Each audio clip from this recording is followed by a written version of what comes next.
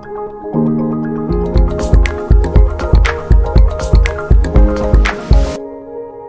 bukannya itu bisa jadi bumerang? Oh enggak, asal gini, jangan dikasih kekosongan gitu, cuma main game gitu misalnya gitu.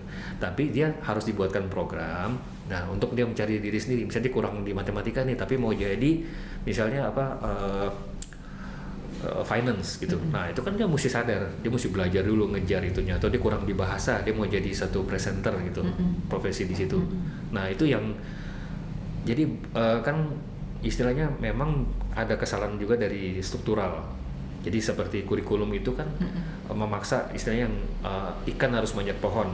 Jadi masih menyamaratakan semua. Sedangkan anak-anak sekarang ini kurikulum dari pendidikan formal ya? Ya formal. Yang di betul, sekolah kan? Betul. Nah, jadi sedangkan yang harus mereka lengkapi itu dari informal banyak juga, entah kemampuan bahasanya, gesturnya, terus macam-macamnya lah ya. Apa ini karena mereka banyak yang terlalu banyak tuntutan mungkin ya, yang Betul, itu school, juga. ex-school, terus whatever lah, you name it. Betul, Apa karena betul. itu jadi Itu mereka juga. Jadi artinya mereka tidak diterima sebagai dirinya lengkap dengan kelebihan dan kekurangannya. Karena guru itu kan juga gini, misalnya guru mengajar matematika, rasanya jarang yang guru matematika nih juga jago bahasa asing. Mereka pasti ada kekurangannya. Nah, sedangkan murid dituntut excellent. Ya kan, pernah sampai orang tua tuh mengeluh gitu loh. Dia panggil untuk rapot ya, nilainya terus yang diomongin kan kekurangannya. Jadi kelebihannya nggak dilihat anak gitu. Jadi anak udah rajin, udah apa nilai, terus misal angkanya excellent banget, 85 ke atas, itu udah bisa apply beasiswa ya. Tapi ntar ada satu yang 81 tuh jadi sorotan, kamu kurangnya di sini. Jadi mereka capek, dituntut harus sempurna di segala itu kan berarti bukan karena anaknya, tetapi yang mesti diperbaiki juga adalah pendidiknya. Nah, Gue diomelin. Coba kan itu Bu, dilemanya adalah Ya dong, pendidiknya harus juga tahu bahwa benar nggak sih? Tapi dilemanya kan kadang-kadang anak ini mau dijadikan bintang. Nah, terus sekarang ada kompetisi, ada ini. Nah, itulah. Jadi kayak industri juga memang kan ada perlombaan ini. Ya, ini berarti anak-anak sekarang ini lebih ke industri. Betul. Bukannya kaya lagi, tapi lebih Betul. jadi mereka tuh udah dianggap objek. Nah, tapi kita nggak berani juga ngomong begitu. Enggak, ya? Mereka tetap dihargai sebagai individu, cuman banyak tuntutan lah istilahnya gitu. Harus. Tapi kalau kasarnya seperti itu lah ya. Nah, kalau dia ngomong, kalau dia nggak berani ngomong kan nanti. Iya, karena nanti mendiskreditkan sekolah. Betul. Jangan. Atau kurikulum tertentu, jangan. Ya, sedangkan kalau sekarang kan belum mengisi faktor ini aja atau sektor yang istilahnya kita bilang keterampilan ya. Tadi kan sempat ada skill ya. Skill itu masih misalnya mereka lulus SMK tertentu tapi nggak terserap juga. Akhirnya jadi lebih aman orang tua misalnya udah SMA aja deh, belajar semua, tapi nanti kamu aman mau pilih atau mau ganti bidang itu aman gitu kan. Tapi susah kan juga ya, susah juga sekarang kan maksudnya kayaknya maju kena mundur kena ini sih. Bener. Kebutuhan advokasi bukan advokasi, apa namanya istilahnya, vokasi. Vokasi itu kan penjurusan yang kayak D3 skill itu kurang didukung dengan industrinya. Nah, jadi juga susah misalnya mencari pekerjaan atau mencari yang industri yang mendukung susah. Sedangkan banyak kita tidak menutup mata kayak anak-anak nggak perlu gelar tapi bisa jago bikin desain, bisa dapat penghasilan. Sebenarnya bisa kan? Misalnya kayak sekarang content creator. Betul. Nah, itu bisa. Apapun gimmick-gimmicknya mereka tetap bisa dapatkan uang dari monetasi. Benar nggak sih itu? Nah, itu makanya jadi di satu sisi perubahan teknologi ya itu membawakan satu berkat ya, berkat buat banyak orang juga. Kita. Tapi juga disrupsinya juga banyak. Oh iya pasti. Disrupsi. Ya, jadi banyak itu. pekerjaan-pekerjaan yang sudah tidak dibutuhkan lagi atau harus disampaikan dengan cara berbeda dengan apa. Nah, itu. Ini kan sekarang sama juga. Ini sekarang lagi heboh dengan istilah the illusion of choice. Benar. The illusion of choice itu adalah saking banyaknya pilihan. Betul. Ya jadi bingung. Ternyata tidak ada pilihan. Ya, itu. Gitu. The illusion of choice itu lagi. Ya saya nggak bilang heboh, mungkin gue aja kali banyak baca dan banyak dengar kali itu lagi diperbincangkan. Jadi anak-anak sekarang ini anak-anak sekarang ini sebenarnya jadi bingung karena pilihannya terlalu banyak. Nah pertanyaannya apakah pilihan itu dibilang banyak itu memang ada, Nah, gitu kan? yang bingung itu saya pernah ngalamin, ada anak ini di bidang apa misalnya eksak sama non eksaknya bagus. Nah jadi dia juga bingung mau jurusan ini dia bisa, secara akademik mau jurusan yang lain juga bisa. Akhirnya dia bingung, aku mau kuliah di mana ya? Nah, Nggak pernah diarahkan maksudnya. Nah, Tugasnya siapa tuh mengarahkan bahwa dia pintar dalam segala hal, tapi dia diarahkan sesuai dengan passionnya dia, skillnya dia, udah sekarang mau kerjaan. banyak juga anak-anak itu tidak dekat sama keluarga. Nggak dekat dengan keluarga. Dalam arti untuk membicarakan masa depannya. I see. Kenapa Jadi ya? mungkin ini orang tua sibuk bekerja, pulang itu maunya anak-anak sudah mengerjakan tugas-tugasnya dengan baik. Terus anak itu juga sangat takut juga misalnya menunjukkan kekurangannya. Banyak kita dengar misalnya ulangan yang jelek disimpan gitu, nanti yang ditunjukin yang bagus gitu, itu banyak sekali. Oh itu banyak itu Banyak sekali. hampir semuanya. Nah, kan? Nah, Gue juga kali. Terus terus itu kan menjadi apa namanya? Udah distance, berjarak kan. Jadi figur takutin bu, mana bisa ini cerita bisa daddy, mami atau ayah, ibu, aku mau ambil yang ini loh. Dialog-dialog itu nggak ada. Nah, terus kita jadi penengah nih, guru yang penghubung mereka nih. Makanya dulu di sekolah kan pernah ada buku penghubung. Ya, anak betul. itu belajar apa, kita sampaikan ke orang tua, karena orang tua kadang-kadang nggak ngerti di sekolah belajar apa gitu. betul. Nah, terus lebih jauh lagi membahas masalah jurusan. Nah, tapi kita juga harus ada isi. Isi dalam arti kita harus tahu, Bu, yang kita arahkan ini jurusan yang masih dibutuhkan. Jangan sampai nanti yang kita arahkan itu ternyata udah lewat. Udah out of date, udah apa nanti sehingga ini dengerin Bapak ini sih jadi ternyata udah bukan tren lagi. Nah, cuman kalau orang tua yang ada waktu kita panggil. Nah, terus saya selalu minta panggil berdua. Jadi Kenapa? hanya dengan orang tua aja. Orang tua dulu kadang kalau sampai tahap anaknya nggak boleh dengerin dulu, nanti kalau sampai udah sepakat baru. Tapi sekritikal itu hubungan orang tua dan anak? Ada beberapa. Saya nggak bisa bilang banyak Maksudnya sekali. saya tidak berbicara. Tidak ada beberapa ada ya. beberapa. Jadi kita tidak bisa ambil Menetralisir semuanya ya. Jadi berapa persen dari yang tapi kalau sekarang diketahui? mungkin bisa 1 dari 2 loh, 50% sebenarnya. Wah, itu besar loh. Besar betul. Karena juga ini. Bagaimana Indonesia emas nih? 2045 hayo. Ya, challenge-nya kan juga gini. Kadang orang tua nggak ngikutin lagi perkembangan. Aduh, terlalu maju, terlalu cepat. Akhirnya memang butuh pihak konsultan. Nah, saya selalu menggandeng juga ada teman-teman yang bisa memberikan Kita bisa buka bisnis konsultan nih. Iya, Gue ikut dong. Iya, untuk mengarahkan anak-anak ini supaya Gue pintar dong. supaya benar loh gitu. Paling nggak dia tanggung jawab. Tapi pernah Bu, udah pakai konsultan, ya diarahkan ke. Nah, cuma kan hasil tes kan juga bisa ini ya. Kalau dia maunya A, itu hasilnya menuju A. Nah, kan kadang-kadang gitu. Mesti jujur memang. Nah, udah ngambil jurusan A, udah kuliah tingkat 1, tingkat 2, tingkat 3, merasa nggak bisa dapat kreativitas dari situ, terus berhenti. Mateng nggak Bu? Sampai turun berat badan 10 kilo, terus kan orang tua kan jadi sedih. rasa Ya udah deh balik mau kuliah apa lagi. Nah, udah ganti. Tapi kan kadang semahal itu ya, perlukah buang waktu, buang tenaga, buang biaya? Mungkin nggak dilihat dari semahal itunya ya, tapi sefleksibel itukah gitu loh, sampai ini anak.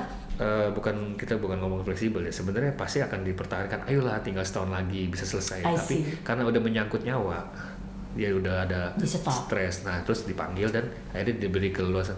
Kalau sekarang juga nggak ada bekal ijazah, mau apa? Iya sih. Masa mau pakai ini? Nah, maksudnya kadang-kadang kita juga mesti yakinkan nih, generasi sekarang juga nggak boleh asal ini ya, asal ganti-ganti juga nggak boleh, karena kan kita ingetin loh. Kayak contoh, misalnya untuk masuk negeri, kita bilang kamu kalau udah daftar nggak boleh sembarangan ninggalin. Sekolah kamu tuh alma mater kamu kena ini loh ban, aku bilang kena larangan. Nanti tahun berikutnya nggak diundang. Itu supaya dia ada tanggung jawab sama pilihan dia. Kalau nggak dia cuma nyoba-nyoba, habisnya ntar ambil yang lain. Tapi apakah itu dia merasa juga bahwa itu tanggung jawab atau sebagai pressure bagi dia? Kok kenapa jadi gue ya nih gitu?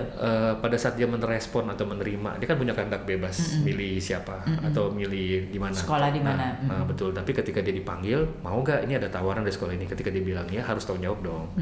Nah sekarang pertanyaannya yang nih, gue banyak banget ya nanyanya. Ini seru banget. Maksudnya gini.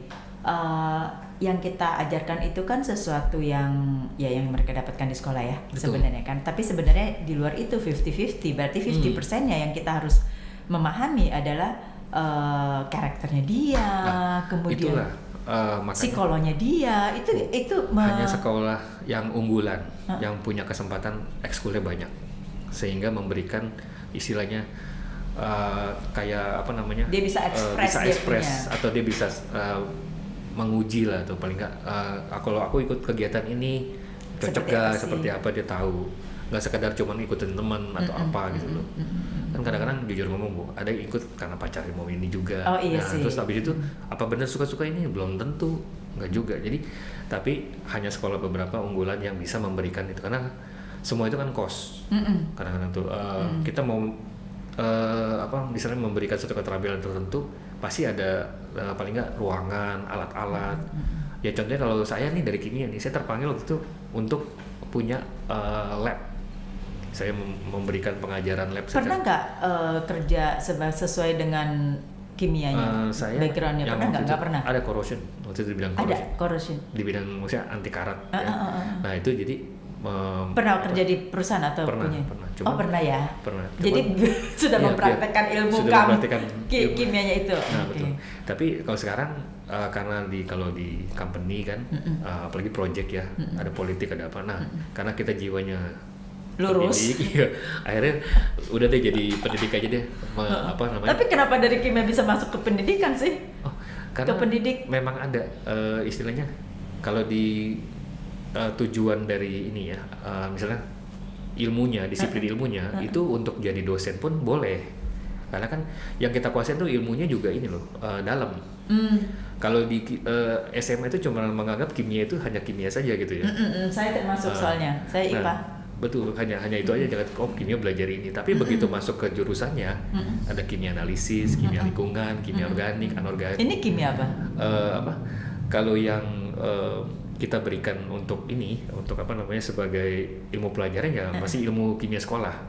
Tapi ada beberapa murid-murid yang masuknya sampai ke kimia murni, pure chem, engineering chemistry, terus ada juga sampai ke biochem.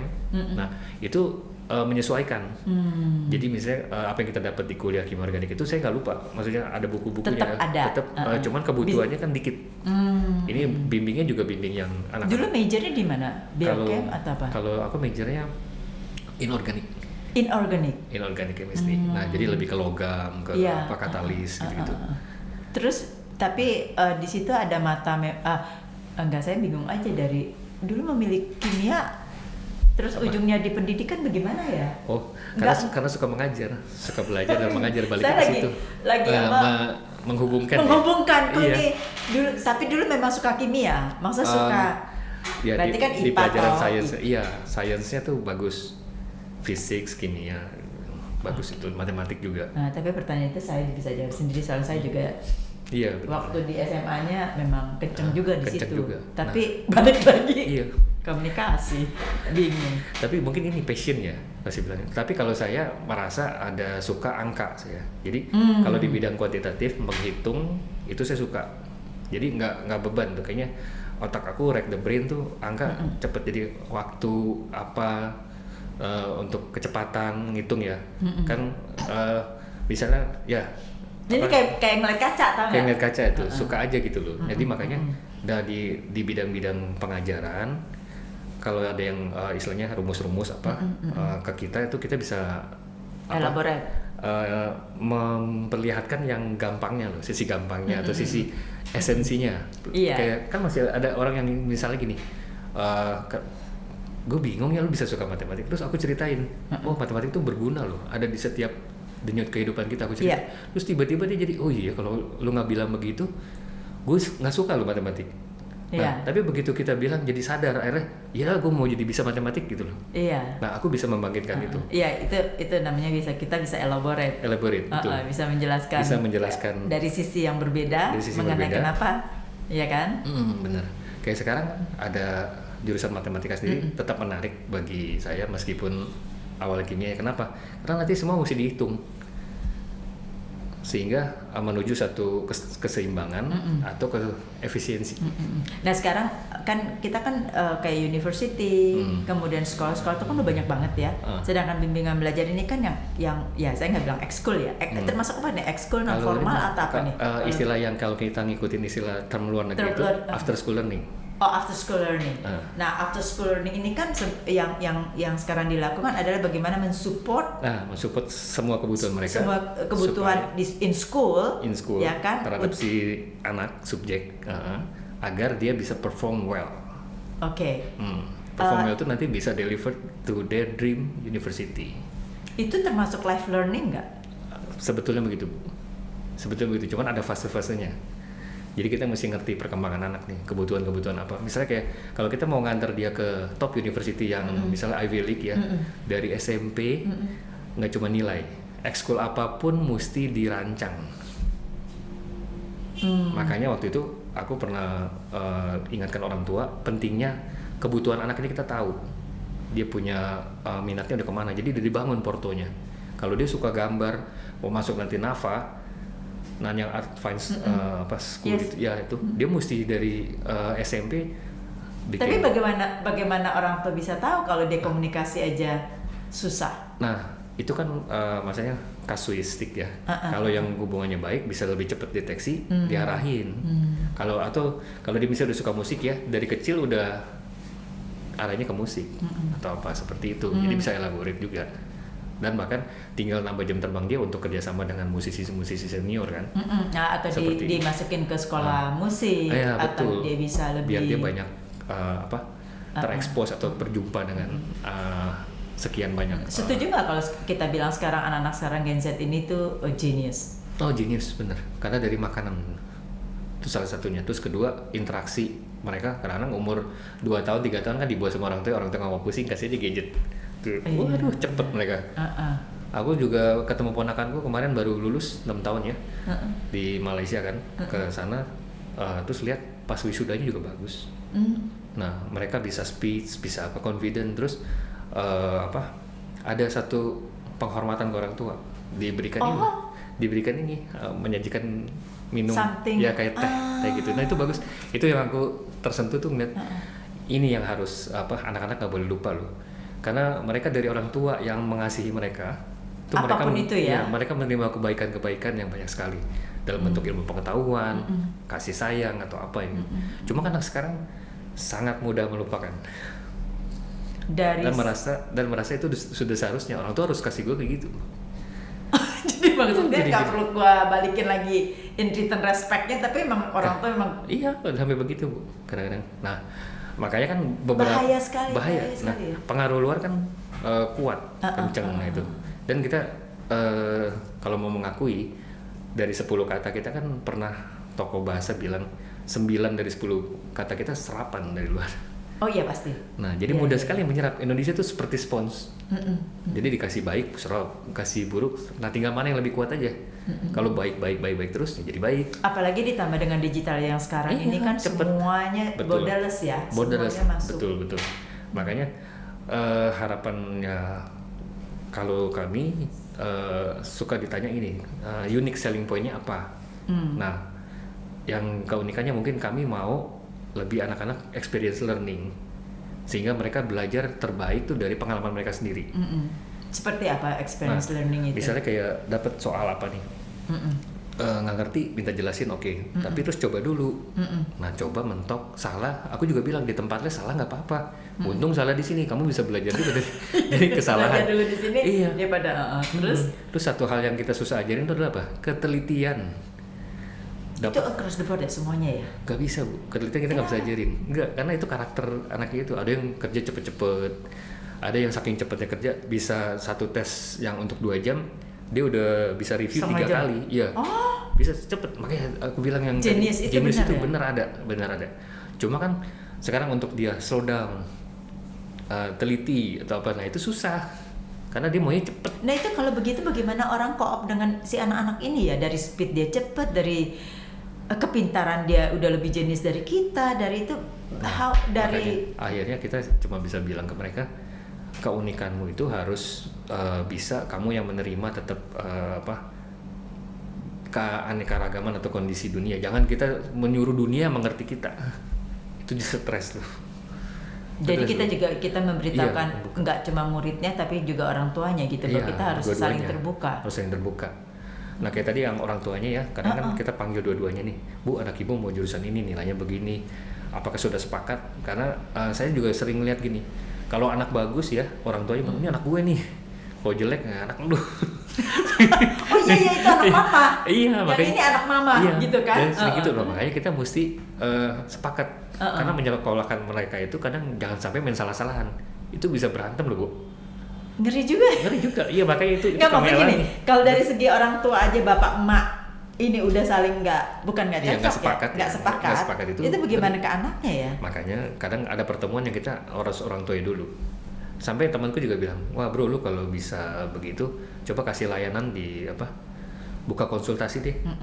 Supaya anak-anak tuh nggak salah jurusan lah apa. Nah itu kami membuka layanan itu. Jadi supaya jangan sampai dia salah jurusan atau orang tua yang nanti ternyata apa yang kita berikan sebagai sekolah? Kita kayak map, kita memberikan map untuk dia. Nah jadi supaya dia tahu batasan-batasannya atau koridornya itu. Selebihnya dia improve sendiri, istilahnya atau dia mau nanti. Ada nggak maksudnya kita find out gitu loh, apa sih interestnya dia sebenarnya? Bagaimana kita find out? Bagaimana itu kita ada menemukan? tes kan, ada ada tes-tesnya mereka bahwa mereka lebih. Betul, kan bisa juga itu bohong. Nah, makanya mesti dikombain lewat ini juga, lewat kita ngobrol sama anaknya juga ya. Terus kita kasih update selalu kebutuhan ini sih kita zaman. bisa kerjasama loh. Maksudnya kerjasama gini. Ini kan kita berbicara terus-terusan soal yang fact ya, maksudnya yang memang fakta yang udah ini. Tapi dari segi passionnya dia kan nggak keluar tuh, karena di dalam setiap kita itu pasti terbelah dengan ada yang tadi bilang ada seninya. Iya. Ada seninya, baik itu seneng ngomong, seneng nyanyi, seneng whatever lah gitu lah. Nah mungkin nggak tahu juga gue sih. Mungkin itu bisa dikombine menjadi sesuatu yang saya kan berapa kali ngomong tuh sama anak-anak sini. Kita ke sekolah-sekolah lihat. Boleh Bu. Ke sekolah-sekolah lihat itu bagaimana kita bisa collapse, tadi yang kita ngomong itu collapse ya. Itu anak-anak kita main ke sini. Boleh, makanya main ke sini mau ngapain kayak mau misalnya dia tertarik dengan foto-foto dia bisa menceritakan, aduh simple banget aja gitu loh. Oh kamu jangan ngambilnya gitu, itu pasti miring tuh hasilnya gitu kan. Jadi your experience itu kalau kita bilang life learning ya, belajar kehidupan. Itu lebih. Aku setuju dengan Kak Lucy ya. Jadi maksudnya gini, kayak pernah jadi satu concern di kami tuh. Ini habis lulus SMA kelas 12 ya. Kelas 3 SMA tuh kok habis April kosong. Nanti kuliah bulan September. Oh iya benar-benar itu. Nah, itu aku isi dengan jalan-jalan, suruh mereka bikin kepanitiaan, tapi nanti untuk yang menyangkut uang tetap kita ya, karena kan anak-anak juga dikasih pegang uang juga bahaya ya gitu. Maksudnya perlu tetap diorganize, diawasi. Nah tapi leadershipnya, acaranya, kreativitasnya mereka, waduh itu luar biasa. Anak yang nggak pernah ikut OSIS suruh range jalan-jalan seperti itu, yang ikut juga banyak ya, bisa yang SD, SMP, SMA tuh dapat pengalaman membimbing, itu ada kepedulian. Begitu kuliah langsung ikut unit kegiatan mahasiswa dan jadi pengurusnya loh. Itu bagus. Kita bangga gitu. Nah yang kayak gitu ya yang gitu. harus diperbanyak. Cuman kan apakah setiap bimbingan belajar bisa seperti kita, dalam arti mau seperti kita gitu loh. Belum tentu, itu kembali ke kebijakan masing-masing kebijakan. Iya makanya. Tapi kalau kita mau anak-anak itu yang ini dapat experience learning, dan itu nanti kepake buat dia. Aku setuju. Jadi misalnya kayak mau bisa main ke sini, yang kami pernah bawa ya ada sampai ke peternakan, ada yang sampai nanti di sini explore, kita bisa bikin workshop. Misalnya ada anak-anak yang jago baca note, nah cuman tapi dia nggak pandai ini misalnya, itu kalau bikin itu bagus tuh, misal bikin kayak ritme atau apa gitu bagus. Nah tapi ada juga yang misalnya ciptain lagu tapi dia musiknya nggak bisa. Nah itu banyak sebenarnya. Iya, anak-anak kan kelebihannya di situ, bahasa, terus mungkin seni atau apa ya, atau matematika, seperti itu. Kalau dia ada interestnya, itu kan semua ada di internet, ada di YouTube misalnya gitu ya. Tapi tetap harus ada bimbingan kan. Betul. Sebenarnya, jadi yang kita lihat dia mainnya game melulu gitu ya di HP terus. By the time pergi ke satu tempat atau pergi ke sini itu membangkitkan dia, oh ya gue pengen nih yang kayak gini gitu. Sebenarnya kalau kita dulu pernah ada kayak gitu namanya studio tour. Boleh. Studio tour, lihat aja, tapi tentu kita udah siapkan, udah pernah lihat di dalam kan ya? Udah. Kita siapkan gitu di situ lesehan, nggak yang kita siapkan kayak orang mau seminar, nggak mau. Oke, seperti workshop aja. Duduk situ. Mereka tahu alat musik, mereka pegang, oh ini alat musik tiup, misalnya alat musik pukul begini. Karena mereka baru terbuka. Karena disitulah kita juga bisa bukan mendidik, ya boleh dibilang educate lah, selain introduction, mengenali terus mengedukasi mereka. You never know ya, waktu pas SMA dia udah bisa jadi sound engineer yang bagus. Iya benar. Tanpa harus itu pernah aku ada murid tuh mau ambil itu sound engineering tuh, backgroundnya juga hobi main basket, masuk tim inti, terus dia punya math sama sainsnya bagus, nah terus jago main musik, bahkan kalau habis les kadang-kadang dia menghibur kita main piano, gitu jadi seneng, terus terhibur lah gitu dengan terus lucu lagi, suka bercanda-bercanda gitu. Nah terus mau ambilnya kita sampai kaget, beneran nih mobil ini nih. Ini sound engineer. Sound engineer kan selain pandai memainkan alat musik nih sebenarnya ada dasar fisikanya, bunyi, getaran, gelombang gitu. Kayaknya dia ambil deh. Dia ambil sekarang. Cuman aku belum ketemu lagi. Sekarang tuh apakah di bisnis yang apa dia kuliah atau? Dia ambil kuliah. Dia ambil kuliah itu sound engineer. Nah cuman terus belum ketemu lagi, jadi nggak tahu sekarang bidang yang dia dalami sebagai bisnis atau itu apa gitu. Enggak, ya menarik ya. Menarik. Jadi perjumpaan kita dengan anak-anak tuh unik-unik. Dan lagi pula kita tahu itu masa depan. Maksudnya kita mendidik. Nah, ya kan, sharing kita itu punya. Itu juga bisa jadi panggilan kita. Maksudnya, iya betul. Yang kita didik jangan fokus dengan sesuatu yang misalnya sekarang kurang ini terus kita protes. Jangan lah. Mendingan ini yang calon pemimpin masa depan kita. Ini kita fokusin bagus. Tapi harus yang sesuai ini. Kalau dulu kan ada MDGs, Millennium. Nah sekarang ada SDGs, Sustainable Development Goals. Jadi supaya jangan sampai arah pembangunan salah, terlalu misalnya greedy. Dia ngomong SDGs, gue inget WK, gue inget Kowani.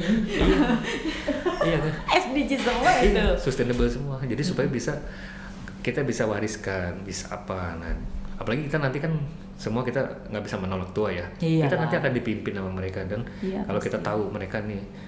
Itu yang saya bilang tadi Indonesia Emas itu ya, apa katanya Indonesia Emas, generasi emas 2045 kan, kalau misalnya di dalam hal berkomunikasi di rumah saja sudah masalah ya kan, kemudian karena di rumah masalah kita kirimlah ke bimbel gitu kan. Nah tapi kalau di bimbel juga bukan tidak ada tapi tidak solve the problem.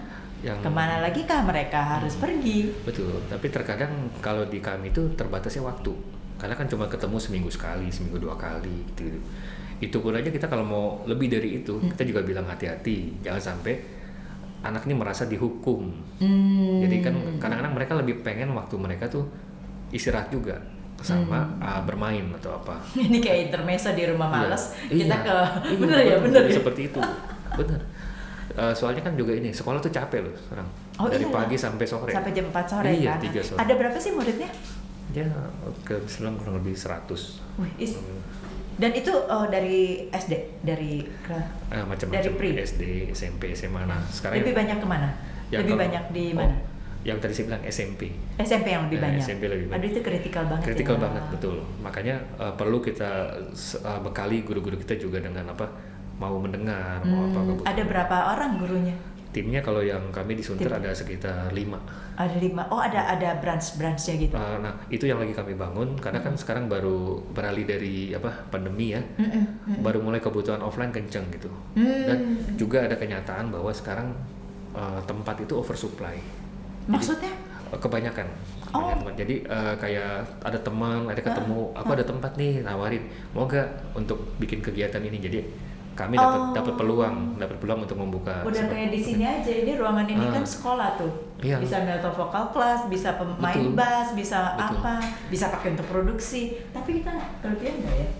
Bisa atur waktu, diatur waktu. Tapi itu sih boleh juga sih. Iya, maksudnya ketawa dia. Dia udah kebaca sekarang ya bisnisnya kita. Nggak, maksudnya bisa juga sih, maksudnya membawa mereka ke ekskulnya. Bukan ekskul, live experience-nya. Nah itu kita bagi dua. Kalau di kami bahasanya akademik dan non akademik. Non akademiknya ya. Non akademiknya kita kembangin itu. Kembangin aja. Jadi mereka punya, kembali lagi itu kan satu concernnya kita ya. Ini anak nih sebenarnya potensi, tapi kenapa attitude-nya begitu ya, gitu kan? Itu. Nah attitude begitu itu bisa kita bukan kita korek, bisa kita arahkan dengan yang non akademisnya itu, which is kita bisa menemukan passionnya mereka. Nah di samping itu kebutuhan sekarang nih adalah harus anak itu meskipun pandai atau jenius harus bisa bekerja sama. Nah lewat musik itu saya rasa bisa, karena dapat itu kolaborasi. Dia jago gitar tapi bisa bekerja sama dengan yang main piano. You cannot play by yourself. Iya benar-benar. You have to play with others. Iya, nah, ya kan? Kalau jadi pinter akhirnya kan sendiri tapi nggak bisa bekerja sama. Akhirnya slogan itu jadi ini Bu, yang dibilang kalau kamu mau berjalan cepat jalanlah sendiri. Tapi kalau kamu mau jalan sama-sama, kamu jalan lebih jauh.